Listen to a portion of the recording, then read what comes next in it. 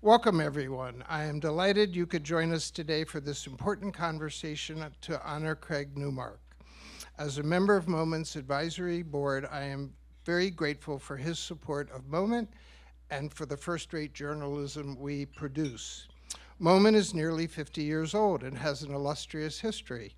Elie Wiesel and Leonard Fine co-founded it in 1975 and named it after Der Moment, Der Moment, a popular Yiddish daily in Eastern Europe until the Nazis invaded Warsaw in 1939. Today, amid all the chaos of what's happening in the US and the Middle East, Moment is, as our founders envisioned, a trusted source of information where real thinking is going on. It is a place that we can count on for outstanding writing, different points of view, and thoughtful analysis. This afternoon, Moment is delighted to be honoring someone who has a deep commitment to high quality, independent journalism, and a kind of journalism that Moment consistently produces. Now it is my pleasure to introduce again Nadine Epstein, the guiding force behind Moment's work for the last 20 years. Thank you. So I've been doing this for 20 years, leading Moment.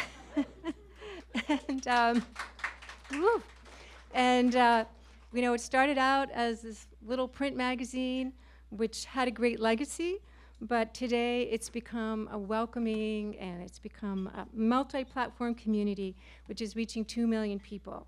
And we publish our print issue, and all of you have our one print issue on your share, which is our AI issue, which I'll tell you a little bit about it. We have an award-winning website. We have a digital version of the magazine. We have newsletters like Moment Minute, Jewish Politics and Power, Be'ivrit, which provides insight into the Israeli press. We have a fiction contest, a cartoon caption contest, and Moment Live, which is a really amazing program, which is exciting, several times a week, virtual programs and classes which draw large audiences.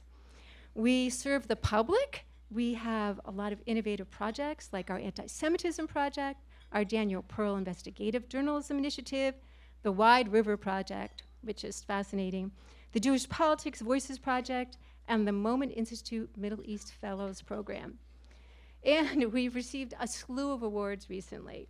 We won 19 from the Rock Hours, which is including first place for excellence in investigative reporting, first place for writing about anti-Semitism, first place for feature writing, first place for writing about women, and a gazillion other first place awards. And yay, and it's really amazing with such a small staff to be able to do this. And we won also first place from the Religious News Association for overall excellence in a magazine for our artificial intelligence issue. So we were delighted.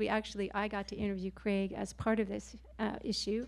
You all have it on your seats, and you can read his response. It's on page 49, or you can read it in a very beautifully produced online as well. And now, it's my pleasure to introduce Judy Woodruff, who will present Moment's 2024 Inspirational Leadership Award to Craig Newmark. Judy is a senior correspondent, the former anchor and managing editor of PBS NewsHour. She's covered politics and other news for 5 decades. I don't know how that can be. She looks so young. At NBC, CNN, and PBS. And she's currently reporting for a 2-year NewsHour series entitled America at a Crossroads, which is examining the issues that have so dramatically divided our country.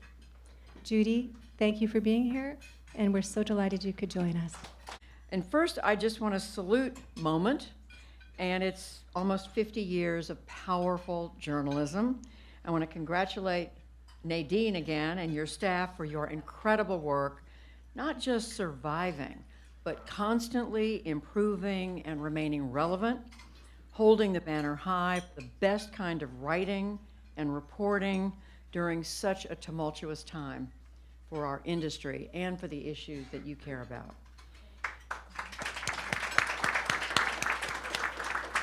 It's also my great honor to recognize someone who has been one of the most consistent and generous supporters of independent journalism for more than 2 decades.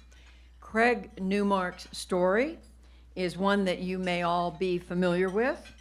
From a love of science and math and the early years of computing, he founded a site intended to, in his words, cultivate a bit of community, which evolved into Craigslist, and the rest is history. But instead of resting on his laurels, Craig Newmark quickly looked for ways to apply his colossal success and subsequent wealth to support good causes. There have been many of them, but I would argue that the consistent support that he has given to journalism has literally helped to keep independent, unbiased journalism alive in America.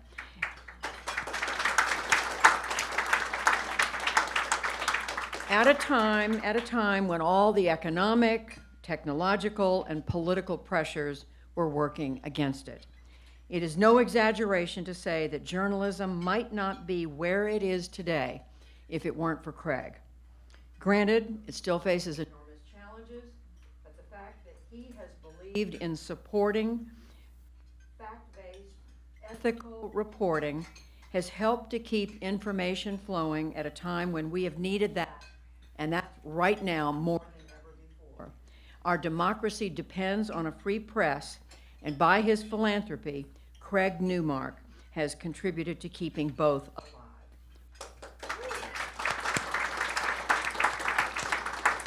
So on behalf of Moment and the many journalists and organizations supporting the free flow of information, thank you, Craig, for your generosity and for the example you set.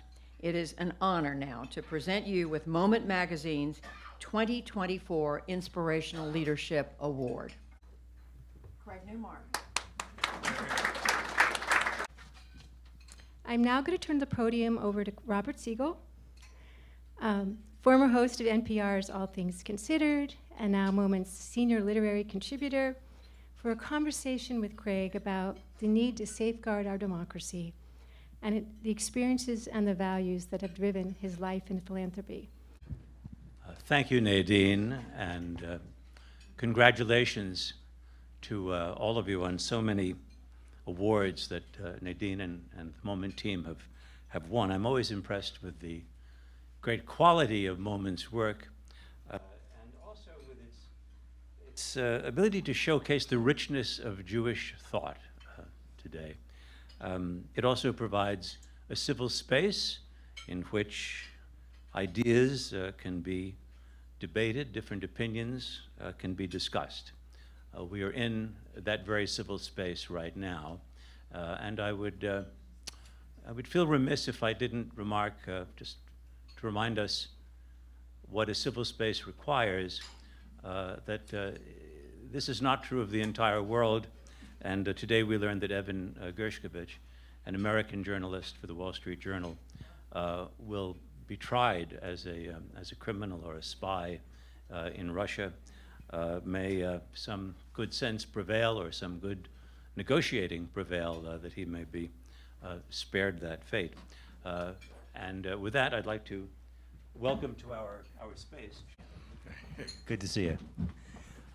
First, I want to know why journalism? That is, there are a lot of hospitals out there. You know, you could buy a hockey team. Why give so much money to journalism? In around 1970, I had a really good high school history and civics teacher, Anton Shulsky. He taught us what I say that a trustworthy press is the immune system of democracy. We need a trustworthy, vigorous press asking tough questions for us to survive as a country, and that lesson stuck with me. I hadn't heard about Mr. Shulsky before. I've become accustomed to learning about Mr. and Mrs. Levin in reading about you. Yeah. Who are Mr. and Mrs. Levin? Mr. and Mrs. Levin were my Sunday school teachers in what amounted, I guess, to Hebrew school kindergarten. They set my moral compass with things like, you want to treat people like you want to be treated, and know when enough is enough. And now and then you need to be your brother's keeper or your sister's keeper.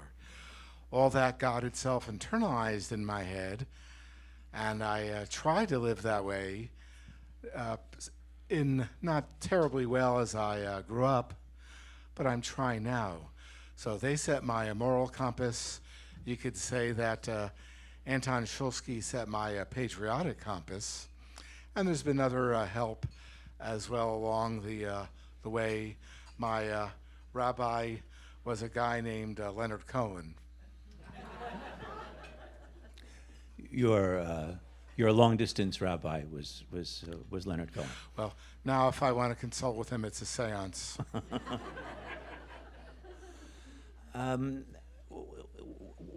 We've heard reference made to the tumultuous state of journalism in America, and frankly of political life in America.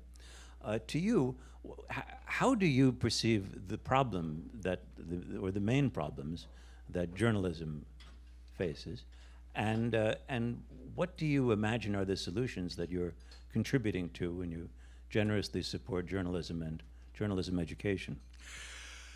Well, there's a range of activities in terms of what's going on with journalism. We do need journalists operating with I guess, a pretty intense sense of ethics and taking big chances to confront powerful figures who are not being honest with us. That's big, scary stuff.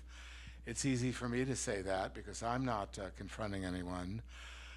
But let's say on live TV, confronting someone who lies for a living, that's braver than anything I could do.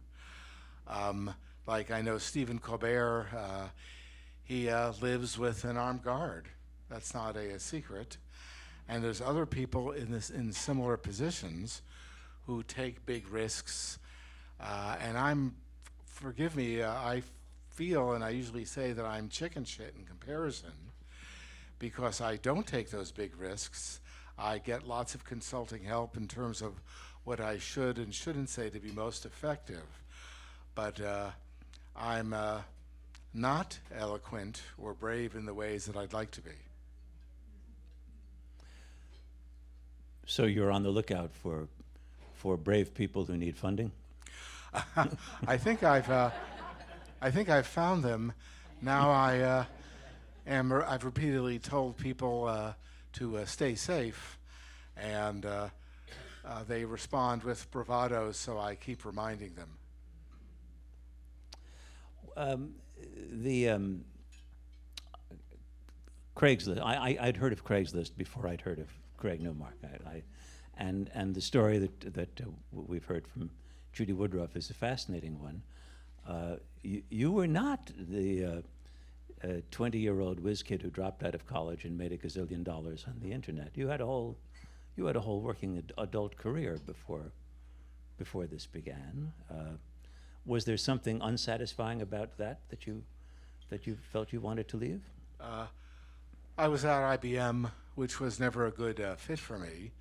I still have a problem with recurring dreams, seriously. But the whole Craigslist thing, basically new to San Francisco at that point, nearly 30 years ago, and people were helping me out through the nascent internet then. I thought I should reciprocate, I should give back, which started with events involving arts and technology. I started saying things like apartments, stuff for sale, jobs, because that helped people. And it just all grew from that in different ways where I surprised myself. I am telling people, well, what amounts kind of to the truth. Any success I've had has been by accidentally being in the right time and place, making me like the Forrest Gump of the internet.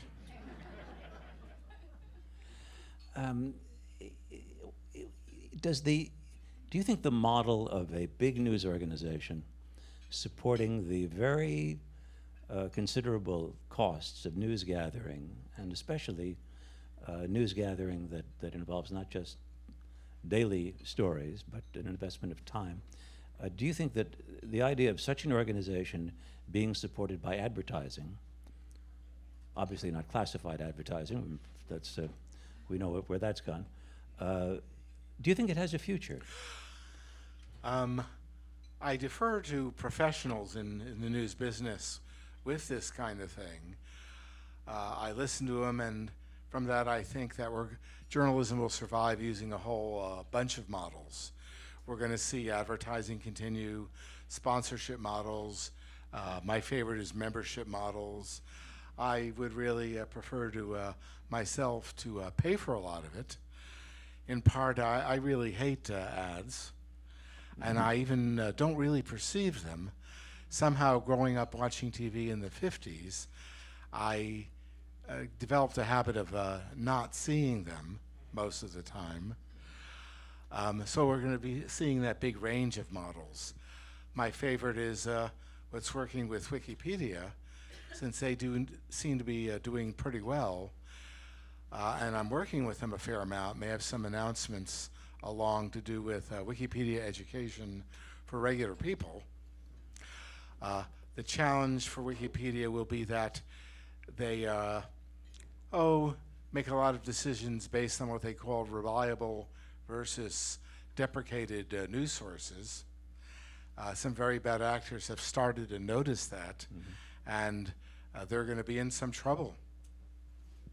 Can you talk a little bit more about, did you say regular people?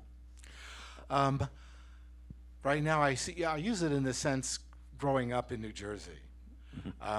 These were just basically the people around me who had no real intellectual pretensions or anything like that. I guess I used to have intellectual pretensions. Then I realized I was just deluding myself. The best part of that realization is only around 10 years ago, because I grew up in Morristown, New Jersey, in what was a traditional immigrants area. We were among, I think, the last 2 or 3 Ashkenazi families left behind. There were families from other groups also left behind, like Italian, German, Irish. And then I realized that the place across the street from me was a junkyard. But the junkyard I played in, I had fun in, was up the street, family friends, until I was forbidden to play there, because it really was dangerous, although I'm still quite bitter about that. So the deal is that I realized that not all Americans grow up in neighborhoods with junkyards in them or light industrial processing, and that helped me realize that basically I'm a peasant. But between Morristown and IBM, you have ghosts, you have demons that are that are bothering you. Mostly, I do have serious IBM recurring dreams, like one last night or the night before.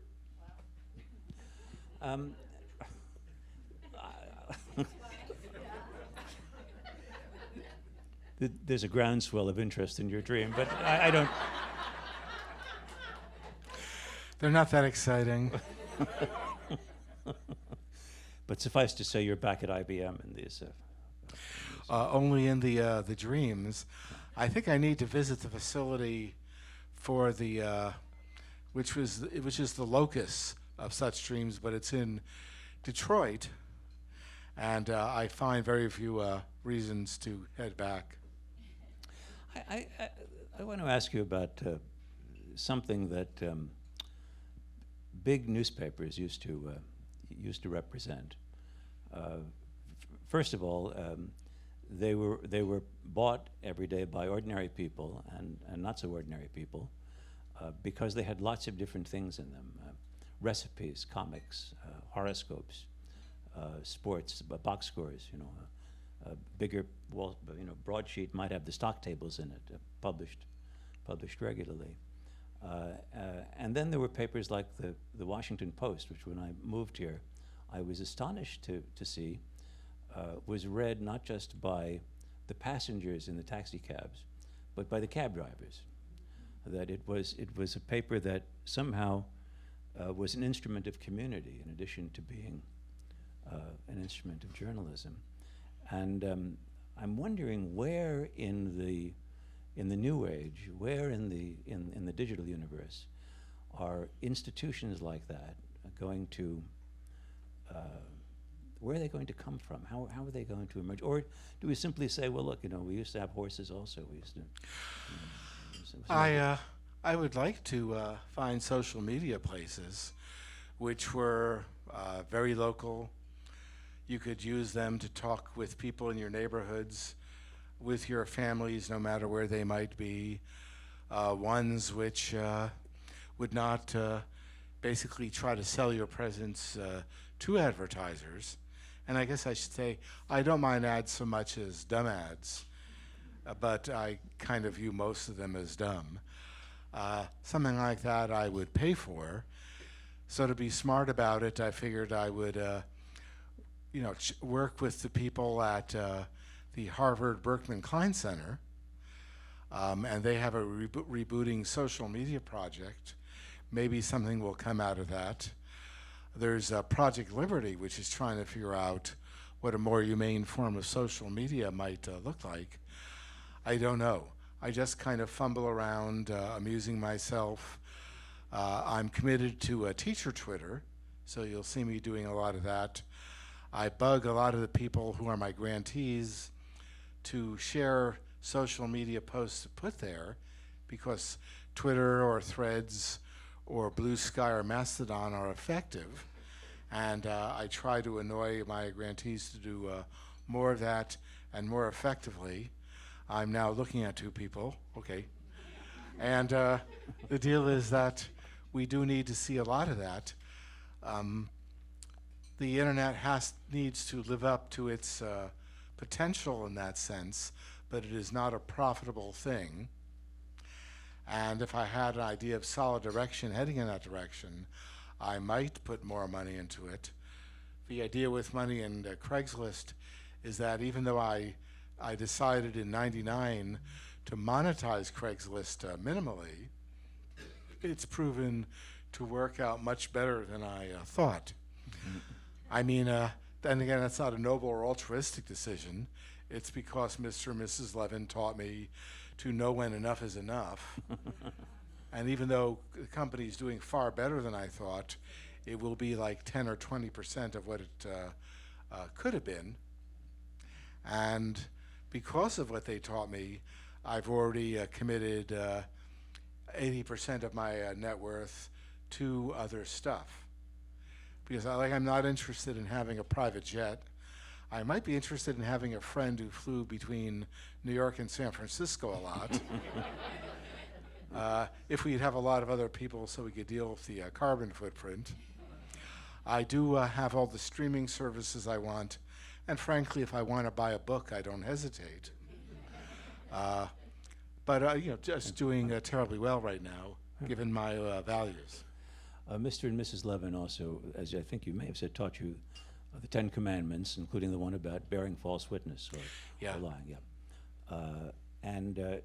Does the government have a role, or should it have a role, in regulating media if there is, if indeed we have the problem of a great many people bearing false witness on that media?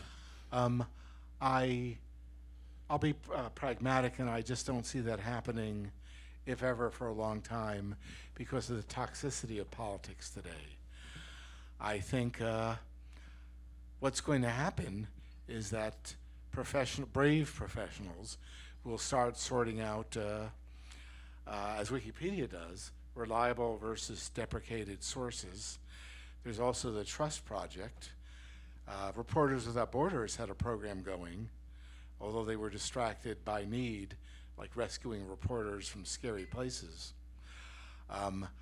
My deal is that I want to see Wikipedia getting better and better at reliable versus deprecated sources, Wikipedia being ready to defend itself in that regards, and I'm talking to people there about that, because frankly I don't want anyone to fall out of a window.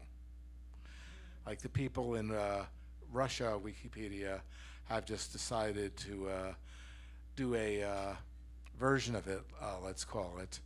But I think people are still falling out of windows in Europe.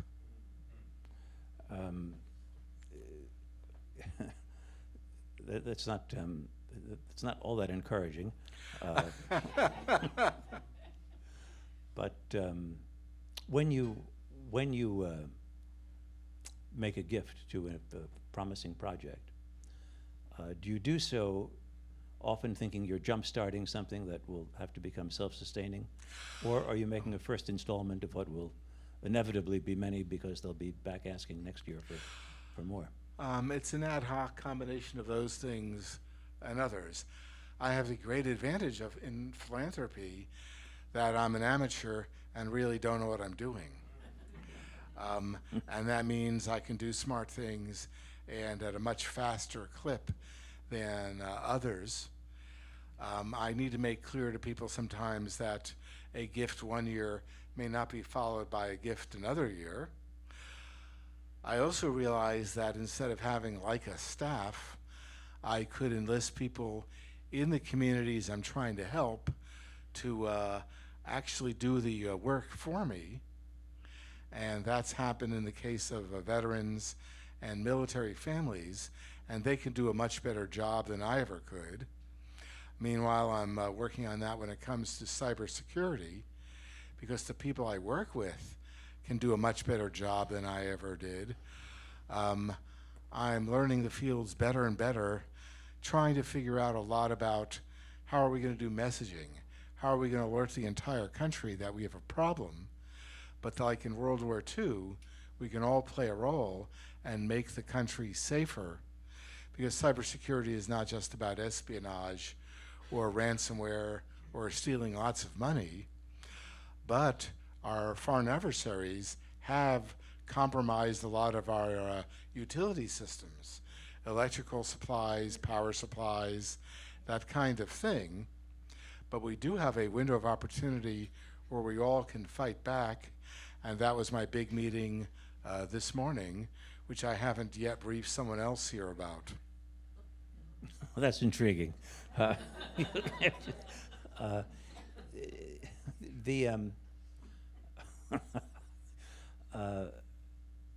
Independent newsrooms are an interesting phenomenon right now.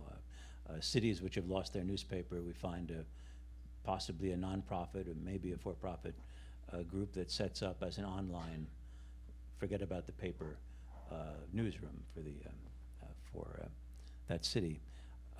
I have a couple of questions about them, since they seem to be, on the one hand, very promising, but I'm skeptical for two reasons.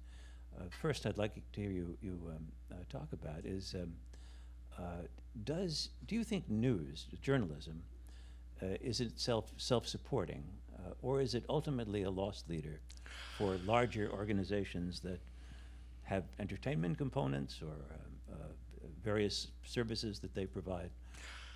Okay.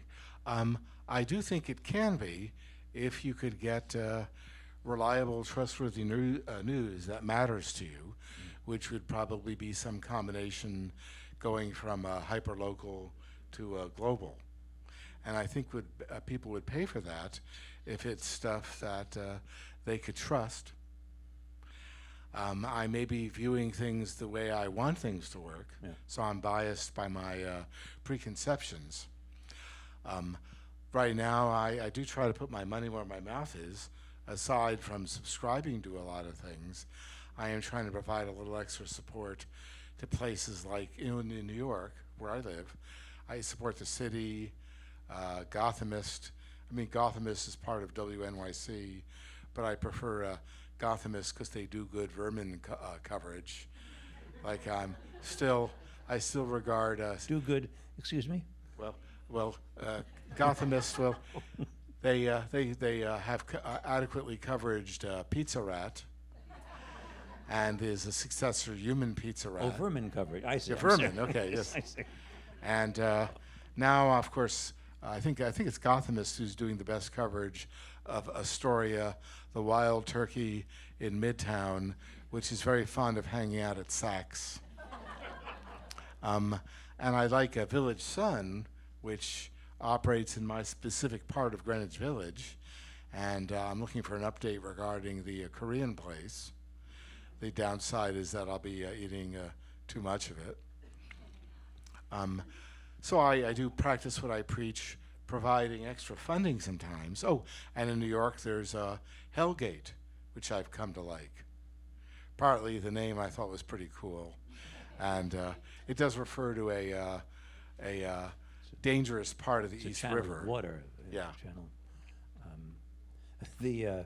I'm glad you raised the turkey, because that means that you've introduced birds to our conversation. In that Of case. course. So let me ask you about the bird thing, which is when or how did you come to have just a special interest in or fondness for birds? I don't know, really. I'm not a nature guy, but I remember now living in the Detroit suburbs way back. I saw them around, put up a bird feeder in the window, and they came, started coming up. It was like my own nature special. And I just loved it. You're the Attenborough of the Detroit suburbs. Maybe in that one episode where the big green parrot attacks his photographer. You'll have to look that one up. It's in very bad taste. But very, very funny. And this survives. This interest in birds survives. Yeah. The deal is that I do love seeing them around. And like in San Francisco, at the moment, a family of crows is taken over.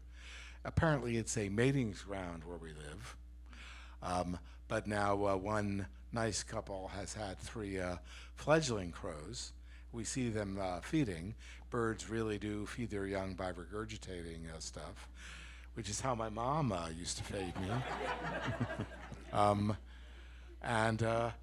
So we like it there. Well, we do get a lot more variety in San Francisco. New York, we do have a very small variety of birds, but pigeons are identifiable. And again, right now the pecking order is led by Ghostface Killer, the pigeon. This is a And- particular Yes. individual pigeon. And I'll miss him if I don't see him tomorrow. He seems to be looking for his 5th wife.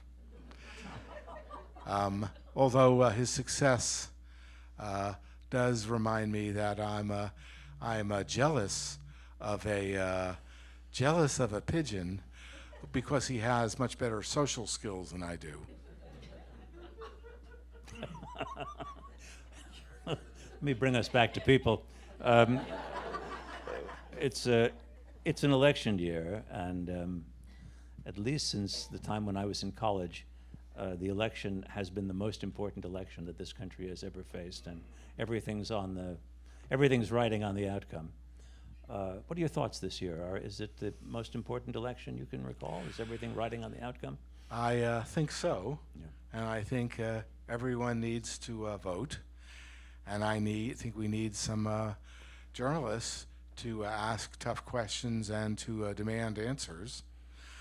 I wish I was smarter and could suggest this, and I wish I was smarter and could suggest how people will need to be brave. And at that point, I just have to defer to professionals. My own track record in hard communications is very poor, because I've learned that I have no hope of ever competing with someone who lies for a living. And it took me 2 years to understand when someone was telling me that, that no good deed goes unpunished. So the idea is, if you are basically honest, unless you have very rare skills and a lot of experience, there's no way you can confront someone who is a professional. So sometimes I have people being the intermediary. I try to talk about strategies. I talk about it with people in all sorts of professions, thinking that this overlaps all sorts of areas, including warfare and just intelligence gathering in general.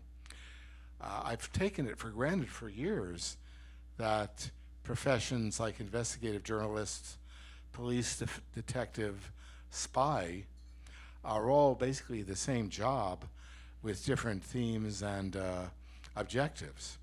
For example, if you're a spy, you're not looking for evidence that could prosecute someone. On the other hand, you do have, and you don't have certain legal powers that, let's say, a police detective might have, but they have more constraints and they're looking for evidence.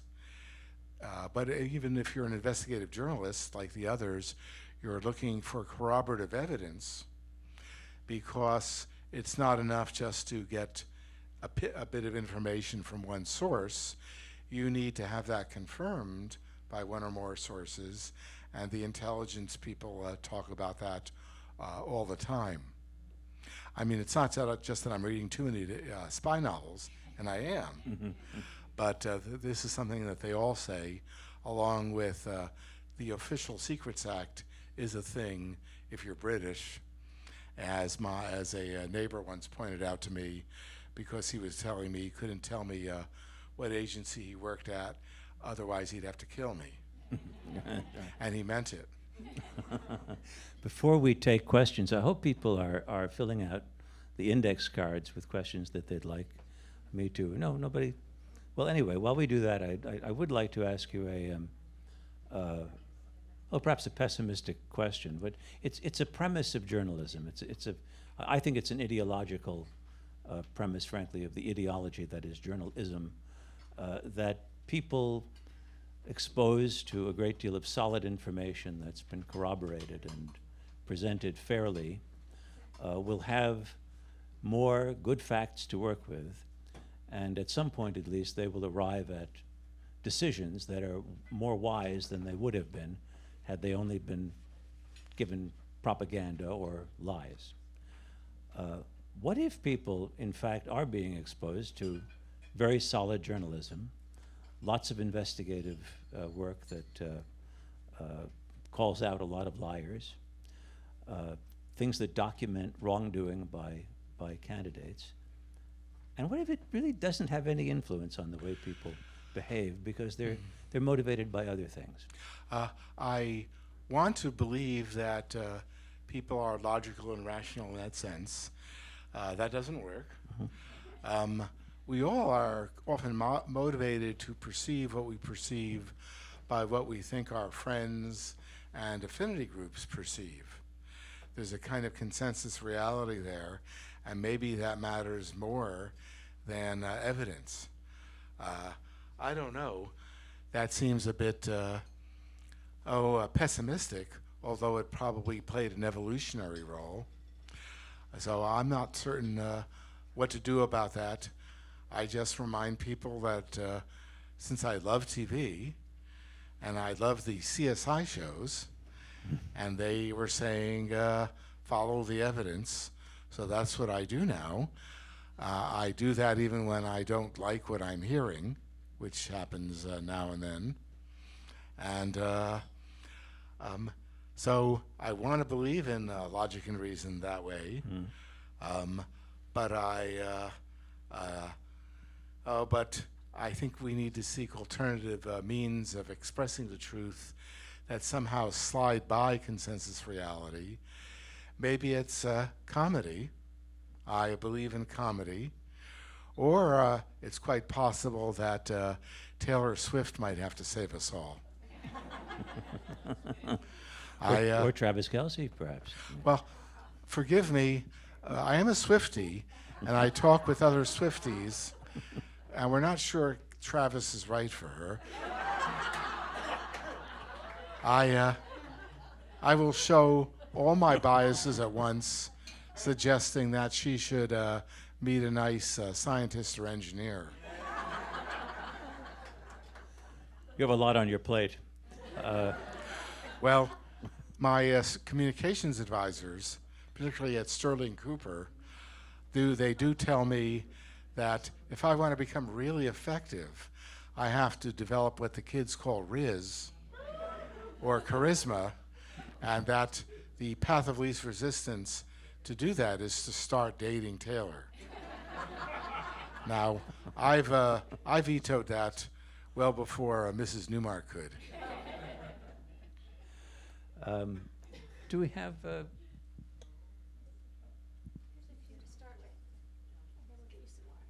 Okay.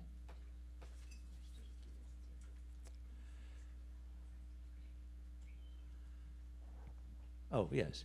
What is the, or what will be the impact of artificial intelligence on democracy and journalism? I want to say it's whatever Vivian thinks it'll be, who I work with at Aspen, but no one really knows because everything about this generation of AI is unpredictable. I wanted to get into exactly it with neural networks and everything in 1973. Then I realized a job someday would be a good idea. And I didn't want to wait 40 or 50 years. So right now, my gut level guess, uninformed guess, is that with deepfakes and all sorts of doubting, the effects of AI will be completely unpredictable, and so much so that we may wind up doubting everything we see, and it'll cause lots of confusion. As for the effects on voting, no one knows what that will be, but it could be that maybe people will pay attention to a narrow set of stuff that looks real. So maybe there's some hope to be taken out of that. I don't know. I do focus on constructive stuff like AI used to provide seriously good customer service, which is a thing that people are working on. We do need work done to to rate and evaluate AI sites for kids, and Common Sense Media is doing that. Other than that, I will continue to be fascinated. In part, it's a little morbid because I think about what happens when you're running swarms of autonomous drones, making decisions for themselves about who they're going to attack. Can they be hacked? Will we need to send them back in time to defeat Arnold Schwarzenegger? It's hard to say. I do read a lot of science fiction. When you wrote or spoke to Moment about artificial intelligence, you raised the question of consciousness, that there are machines now that have intelligence, which means they can make computations or draw upon language, create language the way a person would, but they don't, we think at least, they don't possess consciousness. Well, we don't know what consciousness is. Mm-hmm. And I'm guessing if you're ever in a state to define consciousness, you're also in a state to define God. No one can define anything like that, or define the spirit or the soul. So I just don't know. And it may be that for humans it's unknowable. I love the idea of, you get a smart enough entity of any sort, and it becomes conscious on its own, but that's the subject of science fiction. The only really great attempt at that was actually the TV show Westworld, where they used the theory, something like the origin of consciousness in the division of the bicameral mind. I won't attempt to explain what that means, but it was plausible. Around the same time, a British show called Humans ran, and consciousness arose spontaneously out of what I would have to call magic code. And it was good storytelling, and as plausible as anything until we saw it on Westworld. Here's a question from the audience. Have you considered buying a media company a la Bezos and the Washington Post? Although this person is not selling, from what I can see. Never really. Who needs the pain in the butt? That's it. Okay. But there are people out there in dire need of good journalism that you could be providing. I don't know. It would take a much larger investment than I'm capable of because I've given it away. Right, this is true. How do people educate themselves on the real facts if each news station, and then it says not NPR, presents the quote news through its own prism or its own viewpoint? Yes. What I suggest is stick with reliable or trustworthy sources. One One way to find that out is to look at what Wikipedia is saying about that. Wikipedia is imperfect, but their mechanisms actually work to get a good approximation of the truth because they have a dedicated community of editors and who correct things, and somehow it works. Not perfect, but it somehow people look out for each other. And I just worry about what happens when when things get ugly, because professionals in disinformation will attack at some point, have not really done much of that so far. There's also other news sources. I kind of trust everything I read in Consumer Reports. And I also rely heavily on what I read in Bloomberg, because they are highly motivated to do a lot of fact-checking and get everything right.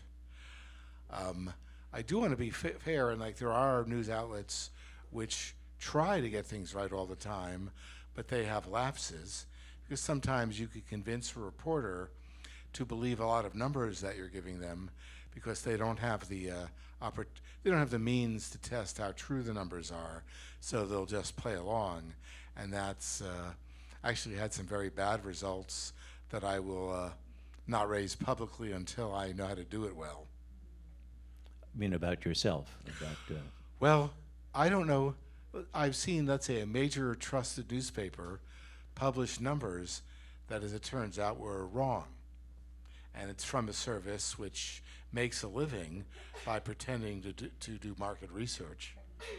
And they fake numbers and get people hurt, but I don't know how to say that in a convincing way, because the people who are doing it are better at lying than I am at truth-telling. I am not a good storyteller. This morning, talking to a guy in cyber, found that he was much better at telling stories than I am, and I will probably wind up deferring to him in a lot of situations. Did you get a correction from the news source? I've never tried, because I don't, until I'm ready, I'm not going to start a fight. Yeah. The deal is there's the opportunity to save lives if done well, and I don't know how to do it well. I would probably create noise which would prevent someone from doing it better later. This is an interesting question. With the push to the right by foreign actors like Russia and China, and in Europe and the US, what can media do to combat this? And I would add as a sub-question, should the media be doing something to combat that? Newspapers should tell the truth, and loudly and frequently. Often they do something really good one day, publish an article which says something important. Articles like that have a half-life of 24 hours, and then they're forgotten. They do need to report things and not let people forget. So far, no one knows how to do that without boring people. ProPublica made a stab at that maybe 5 years ago or something. But there's been a lot of investigative reporting about major figures in politics, important stuff, but the public forgets about it. This, I believe it says, this is from Josh Rogan of the Washington Post. How can journalism businesses compete with platforms like TikTok, where individuals can reach huge audiences for free, when professional journalism must spend huge amounts to reach thousands? And do you believe disinformation from foreign actors is a problem that journalists should counter? If so, how? The TikTok question, no one has the answer for. People are working on, because no one knows about monetization of TikTok. In terms of, the deal is that I've read professionals talking about that. I'm not one, but I can parrot someone a little bit. The other issues of foreign influence exerted that comes around to hurt us, and I'm not so much worried about that. as I guess what the foreign agencies call fellow travelers. Those are domestic sources which parrot foreign influences. I don't know what to do about that. And that is, there I defer to professionals in intelligence and military. I'm painfully aware of my limitations. I've been, ever since the threat of cyber war was talked about, I remember trying to ask people who talked about it to define what becomes a war when the weapons are, well, they're hackers, they're computers, they're not ordnance being dropped on targets or land being invaded. When do we, at what point do we decide that our national interest has been so compromised by this that we must respond to it, at least in kind? Well, overall, the ship has sailed in that foreign actors have compromised a lot of our infrastructure, water and electricity. We don't know how much, but we have a window of opportunity to fight back. Fight back meaning disable their infrastructure, or well, fight back meaning defend ourselves? First step is to defend ourselves. Mm-hmm. The deal is that something I think I'll be suggesting is that there's stuff that all of us can do to better protect ourselves, our homes, maybe then to work with our businesses so they can better protect themselves. Some of this is going to be better practices ourselves, like what they call passkeys, running so-called protective DNS, things like when your system asks you to update itself, do that, particularly if it's your car. And then the hard part may be, you may be in a position of asking your boss, hey, what are we doing to protect ourselves? And what are we doing if we're brought down? How fast can we recover? Now, the side effects of this is that we're going to be making demands of IT staffs who are already overworked, and that's going to cause some resentment and basically piss them off. Please just blame me. And then we also need to challenge our utilities, because there are utilities where they may not know if they're compromised or not. Some of them have been.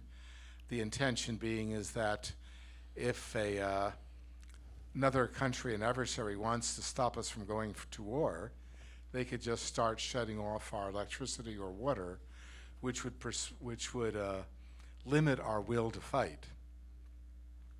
So we need to speak to our utilities and so on, saying, hey, what are you doing to protect us? And are your plans to recover in good shape? That, of course, will cause resentment among their IT and other staffs. They will be pissed off, and you can tell them to blame me. Okay. The idea is that they know they need to do this stuff. They don't have the resources in many cases, but that's something I'm working on a little bit separately. I can make some inroads into that and then maybe get lots of help from people who have serious money. What's the lower level of serious money? I'm just curious. I want to know where the bracket is. Yes. Yeah. My guess is that it would be having billions to give away, okay. And there are a lot of people with billions in discretionary income, and maybe they should do something nice with it. Here's a financial question. Do you see any promise in cryptocurrencies? I don't know about crypto. The person in me that reads too much science fiction loves the idea. It's a genuine technological advance, but I have a feeling that there are unanticipated consequences in its use. So that's why I haven't been fooling around with him, and why one of my brokers is annoyed that I've made a small investment in gold and haven't budged. Back to AI. How does AI impact or change war? One big area, which I mentioned before and keep thinking about, are autonomous weapons. Like, you might want to send a drone out to fight for you. They can fight more effectively, maybe, than a human soldier could. And they're, in a way, less expensive to train and more expendable. For example, you can send a minigun out, Gatling gun, machine gun out on treads, figuring out what to kill. A problem is that if they're controlled by your guys, that's radio frequency normally, which can be jammed. That's a problem. For even more fun, considering that what happens if the enemy manages to hack your weapons and then points the machine gun back at you. That could be really embarrassing. So the deal is that that's the thing that I think about. The scenario that people worry so much about in AI, which is the thing, is that somehow the computers become conscious and then decide that, they just we're irritants, they just want to kill us all, or decide that we might make good batteries and plug us into a virtual reality that they would call the Matrix. So I don't know what to make of it.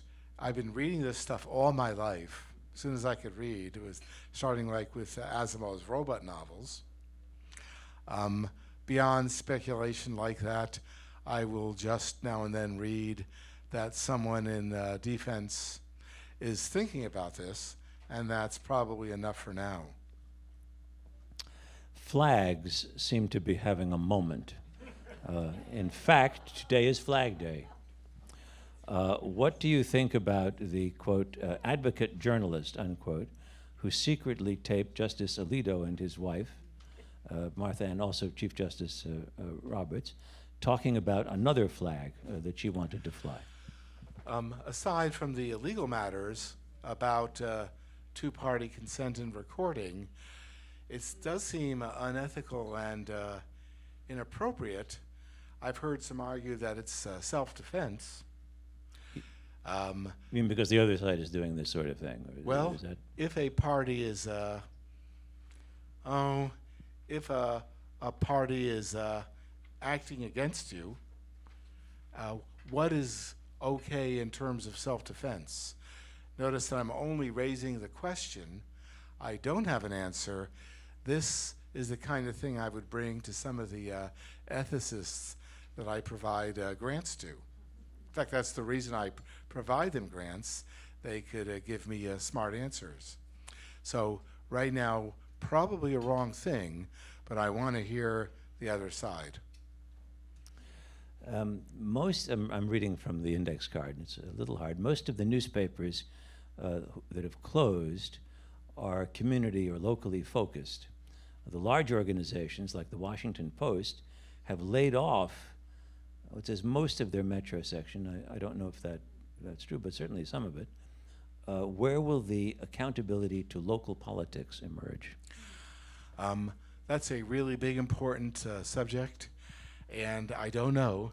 That mechanism hasn't evolved yet. Well, we have a very unfortunate example in which George Santos ran for Congress in the district that straddles the Sound, Nassau and the Bronx, a bit of the Bronx. And there was a little local newsletter that called him out, had it right. But there wasn't the big newspaper interested in seeing what the local newspaper was doing, so that the Times never got near this story while Santos was running. I'm very frustrated about that. Try to put my money where my mouth is in supporting local papers and so on, and working sometimes like with organizations like the American Journalism Project, Report for America, other groups whose acronyms I can never remember. But I don't have solutions. And right now, frankly, I just want to see us get through this year. Well, that may be a very ample ambition at this point for us all. Yeah.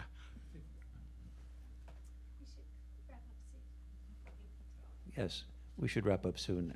The only question is how soon? Well, I'll ask you. You said that some people have many billions of dollars, and this one I won't mention her name, but it refers to someone who makes cars and rockets.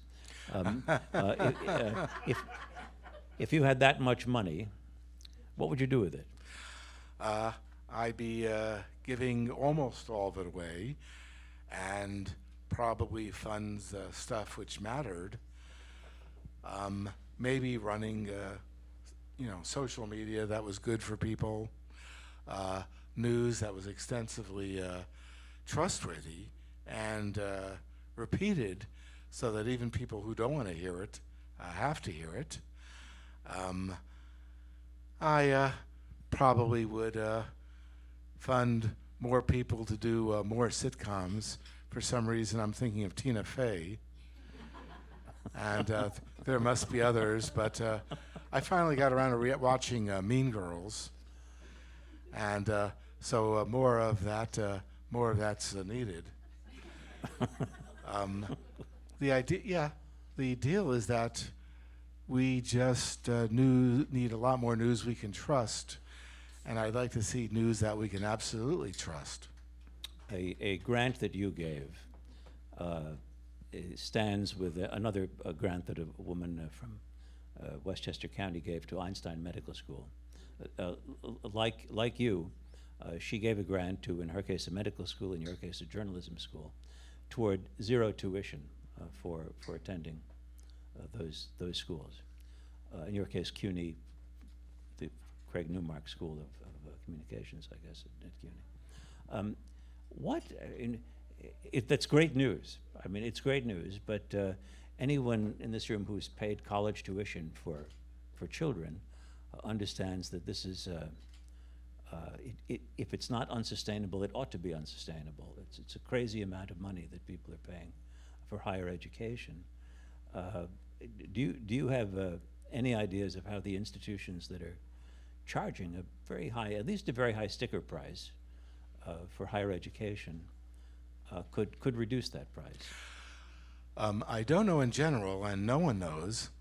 I do think that higher education is sometimes overrated. Somehow in the 50s, we decided that higher education was part of higher status, higher prestige, and I guess that's a little bit of snob behavior, and I don't think it's necessarily needed. In my own field and business, we're now pointing out that to learn working with computers, you can teach yourself and may not need that college level education. College is required in some areas, maybe not required in a number of other areas, and I think we need to get over anything that feels like elitism or snobbery. And right now, I don't have the beginning of a clue about that, but that's the kind of realization that started, like I mentioned before, when I realized that I was raised as a peasant, and that characterizes much of my tastes and behavior if I can get away with it. Usually that means that Mrs. Newmark isn't looking. That's not quite a joke. Well, look, it's been a delight talking with you, and your award is, of course, well deserved. Thank you for what you've done for journalism and journalism education.